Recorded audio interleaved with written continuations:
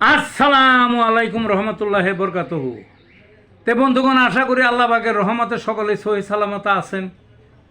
তে কবি Gazi একাশাল YouTube channel 017140885009 এর পক্ষ থেকে আপনাদের সকলের প্রতি রইল একান্ত আন্তরিক শুভেচ্ছা ভালোবাসা। তে বন্ধুগণ, এখন আপনাদের সামনে যে বয়ানটা রাখবার চেষ্টা করব, বয়ানটার নাম হলো বর্তমানের রাজনৈতিক এক ঝলক। কি বর্তমানের রাজনৈতিক এক ঝলক। এই যে শেখ হাসিনা ছিল, তার যে পরের 15 বছর শাসন করে গেল, তার যে কি অপকর্ম, এগুলো নতুন করে গাওয়ার কোনো প্রয়োজন নাই। সারা দুনিয়ার তাবৎ যত স্বৈরাচারী যা করছে সম্মিলিতভাবে সে একাই তার ওই সমস্ত অপকর্ম বেশি করছে। খুন, গুম, আয়নাঘর, লুট তরাস, লুণ্ঠন, দেশের সম্পদ বিদেশে পাঠানোর বিশ্ব রেকর্ড, দাঁড়িয়ালা টুপিয়ালাদের ধরে ধরে জঙ্গি নাটক সাজানো, নারী ধর্ষণ, ধর্ষণের সেঞ্চুরি, কয়েকটা গণহত্যা, হাজার হাজার মানুষ খুন, মৌলানারা ওয়াজ করতে পারে নাই তাদের প্রেসক্রিপশন ছাড়া, ইত্যাদি ইত্যাদি আরও বহু। কিন্তু আমার সেটা নিয়ে এখন কথা নাই ভিডিওতে। আমার কথা হলো শেখ হাসিনা, হ্যাঁ, তারপরে ভোট, সেটা তো বললাম না। তার যে ভোট তিনটে, একটা হলো ভোট ছাড়া, আরেকটা হলো রাতের ভোট,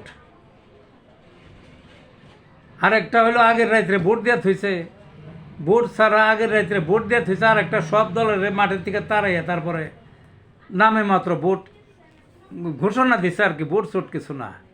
তা আমার কথা হইলে এর জন্য দায়ীটাকে, শেখ হাসিনা তো পাপি দায়ী, কিন্তু বিরোধী দল একটা সাথ ছিল সর্বকালের সর্বশ্রেষ্ঠ গৃহপালিত পশুর দল, এই জাতীয় পার্টি।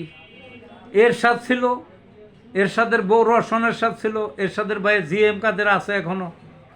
এদের কারণেই শেখ হাসিনা এত দৌর্দণ্ড খারাপ হওয়ার সুযোগটা পেয়েছে।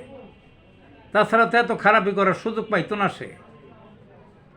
কিন্তু কাজেই আওয়ামী লীগের যা দোষ, তার চেয়ে এই এদের আরও বেশি দোষ। এই পরিবারটা, এরশাদ, রওশনের সাথে এবং জিএম কাদের।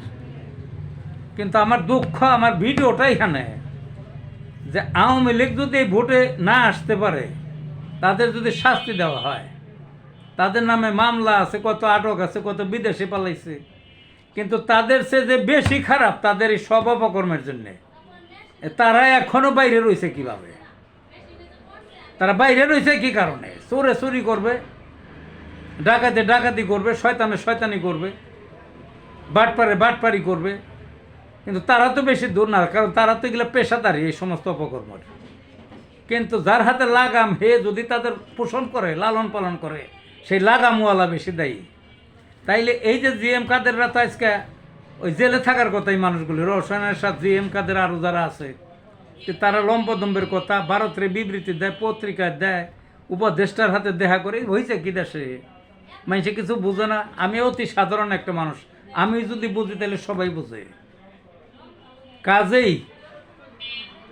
কাজেই ওই আওয়ামী লীগের যে পরিণতি, ভোটে যদি না থাকতে পারে, না আসতে দেন, নিবন্ধন যদি স্থগিত বা বাতিল করেন, এই দলটাকে যদি বাতিল করেন, তাইলে জিএম কাদেরকে যে জাতীয় পার্টি, এটা আরও আগে করার দরকার।